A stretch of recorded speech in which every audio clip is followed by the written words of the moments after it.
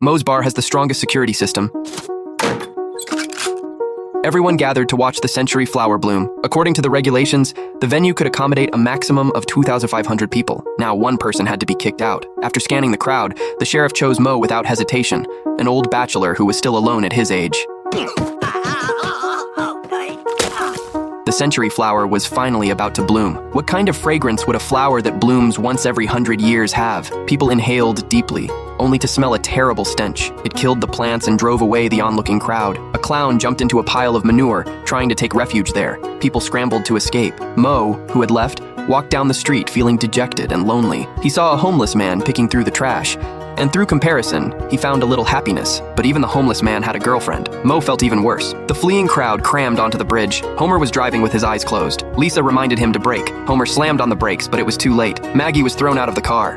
She fell off the bridge due to the momentum. At that moment, Moe was under the bridge, preparing to jump into the river. Moe had finally broken down. He was trying to kill himself, but he suddenly saved Maggie instead. Moe felt that life suddenly had meaning. From then on, Moe would visit Maggie to play. It just so happened that no one was available to look after Maggie today. Marge asked Moe to watch Maggie. Moe decided to entertain her with a performance. He set up a makeshift bar and poured milk for his little customer. Maggie really liked this uncle now. She almost cried when he was about to leave. Marge said he was welcome to come and play anytime. Moe checked his schedule and said he was free anytime. So Moe began taking Maggie out to play regularly. Marge had free time and could even make elaborate Chinese food. Homer suddenly realized that Moe was more like a father figure. Bart said not to worry. He could play the role of his own father. Homer suddenly had an urge to take Maggie back, even though he usually didn't care much about the kids. Soon it was time for Maggie's birthday party. Moe was becoming more and more like a father.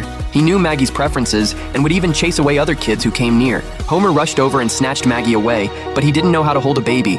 Maggie strongly rejected Homer and threw herself into Moe's arms. Moe made a model of the bar so Maggie could know what he was doing even when she wasn't around.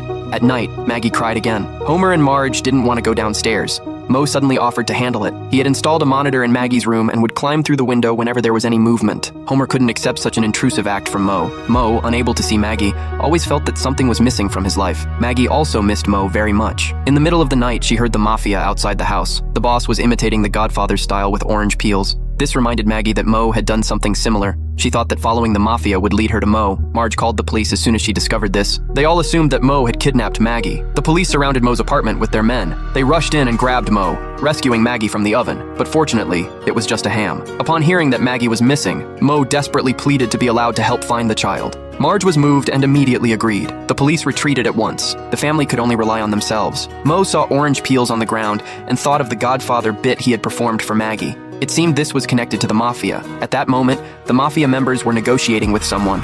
They spilled red wine and said they needed to go to the bathroom to clean up and